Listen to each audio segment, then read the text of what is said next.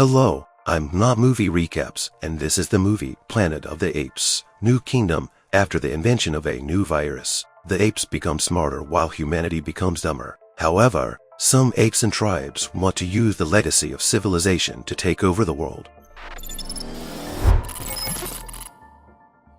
The film begins with a brief historical overview of the creation of the virus, which made apes smarter and humans dumber. Caesar united the apes to resist humanity and build a new world after his death. After many generations, nature finally reclaimed its land from civilization. 3 young chimpanzees, Noah, Anaya, and Son, set out in search of eagle eggs. They climb a skyscraper overgrown with vegetation. However, Noah lacks an egg because according to tribal laws, all eggs cannot be taken from the nest. Then he jumps to another building where he finds another nest. Upon returning, he barely manages to grab the egg before returning home. The trio notices someone in the forest. The primates chase the fleeing human but find only a cloak. Returning home with their prey, they prepare for the coming-of-age ceremony, for which eagle eggs are needed. The tribe lives by eagle hunting. Noah's father, to whom he tells about the successfully obtained egg, takes an important position as the master of eagles. However, the human cloth arouses his father's concern, so he sends a warrior into the forest to drive away the white-skinned people. At night, when the whole tribe is peacefully asleep, Noah notices a hiding human in the camp and drives him away. But during the scuffle, the human accidentally breaks the eagle egg. To avoid disappointing his father, Noah decides to get a new egg by tomorrow's ceremony and leaves the settlement on horseback. Hearing noise in the night, Noah comes across a dying warrior killed by a raiding party with electric weapons. He hides from the bandits, but they notice his horse, which returns home. Noah runs after it. When he arrives home, the village is already burning. Invaders take his kin hostage. He tries to help them but gets hit by an electric shocker. Taking advantage of the chaos, he climbs a tower where his father releases the birds. A gorilla, the leader of the raiders, appears, and a bandit fights Noah's father, throwing Noah himself off the roof. Waking up in the morning amidst the ruins, Noah finds his dead father and, after burying him, vows to find his kin and bring them home. He then sets off, taking the found invaders' shocker with him. His path leads through a tunnel where they had encountered a man the day before, straight into an overgrown jungle city. Finding his mother's blanket, Noah realizes he's on the right track. After a restless night by the fire in an unknown place, he sees his father's falcon in the morning. He tries to tame the bird, but it scratches his hand and flies away. Noticing a pillar of smoke in the distance, Noah goes to investigate but falls into a hole and is saved by vines. Getting tangled in them, orangutan Rockaw helps him escape, who follows Caesar's teachings and is also the keeper of books. He is a post-apocalyptic librarian who tells Noah about Caesar's teachings, by which the apes still live. Noticing wall paintings of humans from the past, Rockaw explains to Noah that humans were once the dominant species. Returning to his horse, Noah notices a wild man hiding nearby, stealing food. Despite Rockaw's plea not to, he drives him away. Then they set off together, accompanied by the hovering falcon. In the evening at the campsite, the orangutan notices a human again and throws food to him, gesturing an invitation. It turns out to be a young girl. Following old ape traditions, Rockaw names her Nova and gives her a blanket to keep warm. Suffering from insomnia, Noah wanders around and finds a huge telescope. Looking through it, he is filled with awe at the vastness of the universe.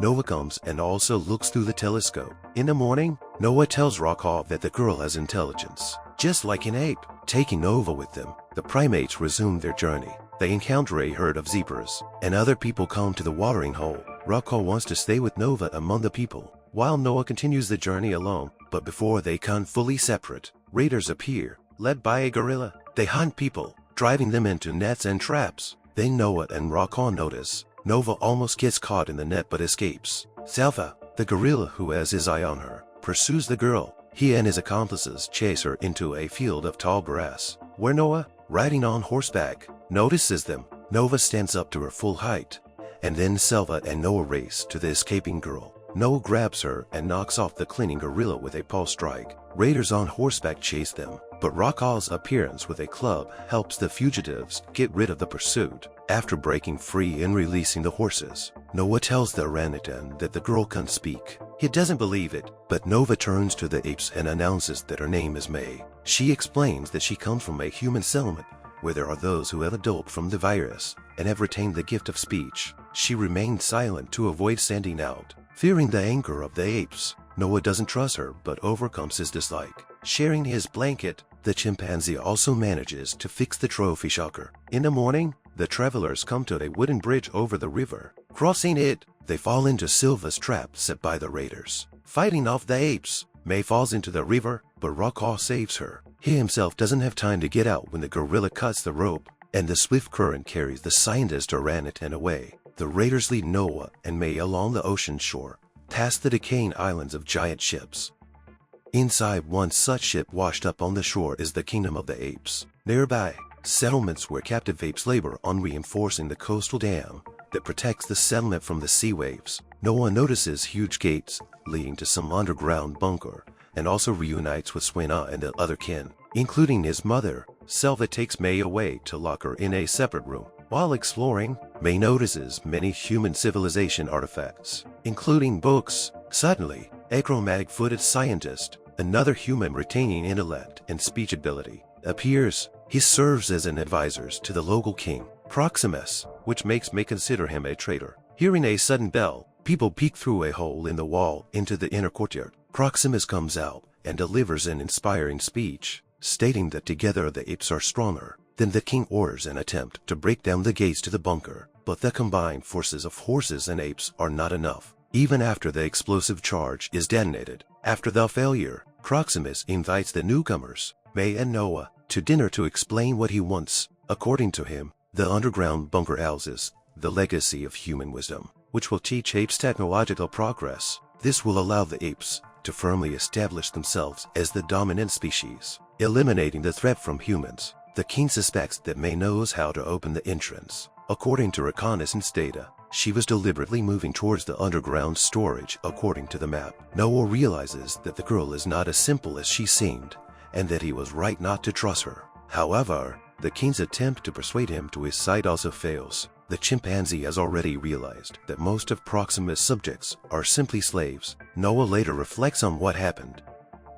On the pier, the paternal falcon flies up to him. Accompanying him all the way, the bird lands on his arm as proof of submission. Remembering the promise made at his father's grave to bring the tribe home, Nova decides to join forces with him. But first, he needs to find out her true motives. In a private conversation, the girl confesses that there is a book in the vault that can restore the gift of speech to humans. But Nova doesn't quite believe it, but agrees to help her open the doors. Utilizing May's knowledge and Swena's support, Nova begins to implement his plan. They take the explosives prepared by the girl. Next, they notice Anaya, the king's waiter, who offers his help. They mine the protective coastal dam together, and they are caught by Trevin. The old man tries to dissuade the girl from her plan, but fearing that he will betray them, she attacks him and strangles him to death. They decide to throw the body into the ocean. Then they walk along a narrow strip of coastal rocks to a secret entrance, which is located at the top. Therefore, the chimpanzee has to climb the rocks.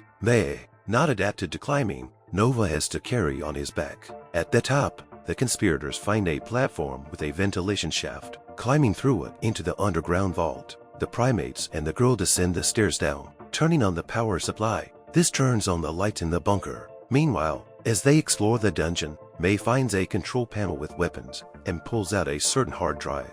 At the same time, the chimpanzees explore a school classroom where they find a children's book with pictures. In it, humans are depicted as the dominant species, and monkeys are kept in cages in zoos. Surprised by what they saw, they nevertheless follow May. When she suggests leaving, the path leads past the hangar with military equipment that survived for the better times. May launches the gate, opening from the inside along with the sunbeams, outside of which King Proximus and his retinue of gorillas are already waiting for them. The king praises Nova for the work done, and even invites his entire tribe to share the triumph.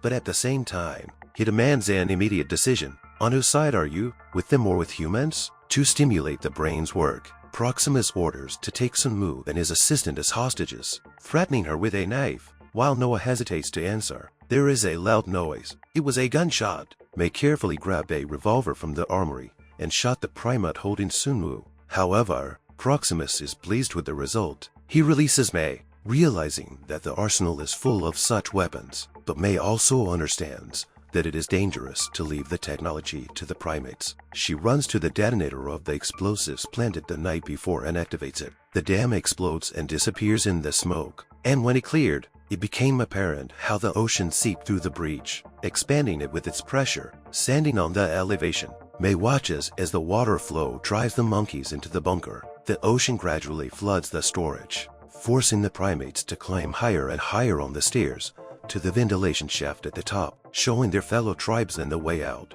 Noah encounters Selva, a gorilla who decides that now is the best time to end the nuisance once and for all. The chase through the passages ends with both falling into the water, where the commander continues to pursue the chimpanzee, taking advantage of the size difference. Noah lures the gorilla into a trap, into a narrow place where he cannot escape. He stands over the opponent, watching him drown in the water. Then Noah meets his kinsman, but then Proximus, the king, attacks him, beating Noah to demonstrate his power to the others. However, instead of pleading for mercy, the wounded Noah starts emitting strange melodies. The other tribesmen follow him. Proximus does not understand that in this way, they summon the predatory birds hovering above them. The winged aviation attacks Proximus. As a result, he falls from a height and crashes into the rocks. Noah's tribe restores the settlement. One day, Noah notices May in the distance. She came to say goodbye. Although the chimpanzees no longer trust her, like the rest of the people who dream of dominating the world as it was before, she also does not trust him too much and keeps a revolver behind her back just in case. Nevertheless, as a farewell, Noah gives her Rack's medallion, believing in the ideals of Caesar and peaceful coexistence between humans and apes. Noah, along with Sumu, goes to look through the telescope. Meanwhile, May returns to a certain military bunker under quarantine. She hands the decrypted hard disk, extracted from the underground storage, to the liaison. It turns out to be the encryption key for the satellites. Thanks to it, the base of the non-stupid people around the world can again establish communication and coordinate their actions. This is where the movie ends. Unlike the confrontation between humans and apes, which reaches a new level of development,